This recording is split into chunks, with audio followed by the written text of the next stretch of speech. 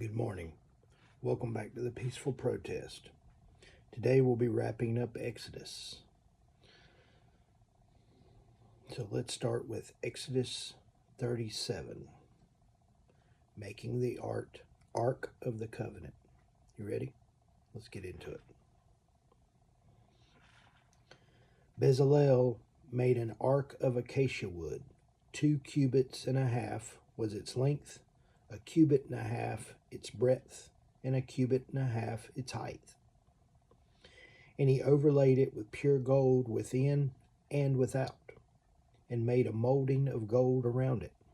And he cast for it 4 rings of gold for its 4 corners, 2 rings on its one side, and 2 rings on its other side. And he made poles of acacia wood, and overlaid them with gold, and put the poles into the rings on the sides of the ark to carry the ark. And he made a mercy seat of pure gold. 2 cubits and a half was its length, and a cubit and a half its breadth. And he made 2 cherubim of hammered gold. On the 2 ends of the mercy seat he made them, 1 cherub on the one end, and 1 cherub on the other end. Of one piece with the mercy seat he made the cherubim on its 2 ends. The cherubim spread out their wings above, overshadowing the mercy seat with their wings, and their faces one to another. Toward the mercy seat were the faces of the cherubim. Now in Exodus 37:10, they're making the table of the bread of the presence. So let's continue. He also made the table of acacia wood. 2 cubits was its length, a cubit its breadth, and a cubit and a half its height. And he overlaid it with pure gold, and made a molding of gold around it. And he made around it a frame a handbreadth wide, and made a molding of gold around the frame. He cast for it 4 rings of gold, and fastened the rings to the 4 corners at its 4 legs. Close to the frame were the rings, as holders for the poles to carry the table. He made the poles of acacia wood to carry the table, and overlaid them with gold. And he made the vessels of pure gold, which were to be upon the table, its plates and dishes for incense, and its bowls and flagons with which to pour libations. Now in Exodus 37, beginning at Exodus 37:17, it gets into making the lampstand. So let's continue again.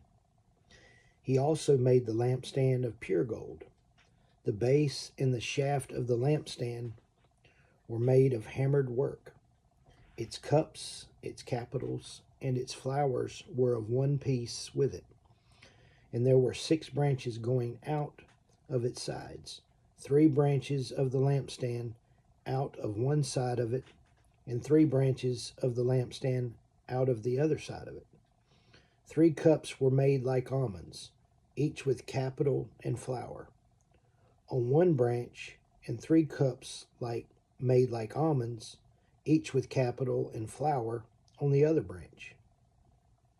So for the 6 branches going out of the lampstand, and on the lampstand itself were 4 cups made like almonds, with their capitals and flowers, and a capital of one piece with it under each pair of the 6 branches going out of it. Their capitals and their branches were of one piece with it. The whole of it was one piece of hammered work of pure gold. And he made its 7 lamps, and its snuffers, and its trays of pure gold. He made it and all its utensils of a talent of pure gold. Now we get into Exodus 37:25, making the altar of incense. He made the altar of incense of acacia wood. Its length was a cubit, and its breadth was a cubit. It was square, and 2 cubits was its height. Its horns were of one piece with it.